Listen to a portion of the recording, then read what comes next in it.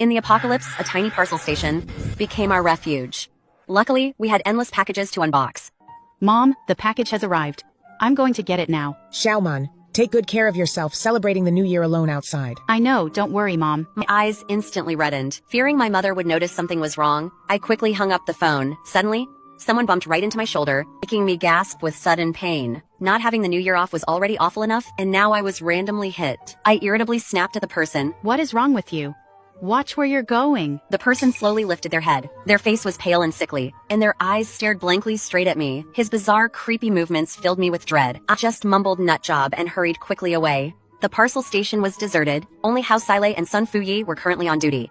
You didn't go home for the Spring Festival either? Hao Sailei asked in surprise. I just shrugged helplessly and gave him the pickup code. Just as I walked out of the station, holding the heavy package, I then saw a man across the road, walking in a strange posture. His head was almost touching his chest, his legs stiffly stepping forward, and his arms were dangling lifelessly. Curiosity piqued. I couldn't help but ask Sun Fuyi, who was next to the delivery vehicle. Brother Yi, look at that guy across the street. What's wrong with him? Sun Fuyi didn't say a word. He kept his head down, thinking he hadn't heard me. I repeated the question. Sun Fuyi still didn't react. I felt awkward, and was about to just leave. Just then, my shoulder went heavy, as a hand rested on it. The moment I turned around, Sun Fuyi's face was right in mine. His face was ashen, his lips blue. I screamed in terror, backing away rapidly, trying desperately to run back to the inn. In the nick of time, a bucket dropped from the sky, landing right on Sun Fuyi's head. He let out a strange howl, and the next second I was dragged into the inn. The door was rattling violently, and Hao Sailei held it shut with all his might. Help me! That shout instantly brought me back to my senses, and along with the others in the inn, I pushed the shelves over to barricade the door.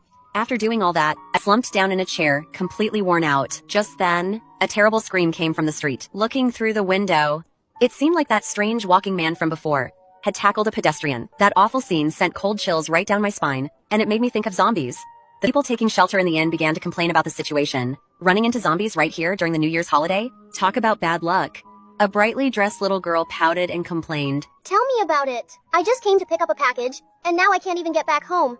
A man pushed up his glasses, his face clouded with worry. I'm even more unlucky than you. I came here to pick up a package for someone else. Why me, of all people?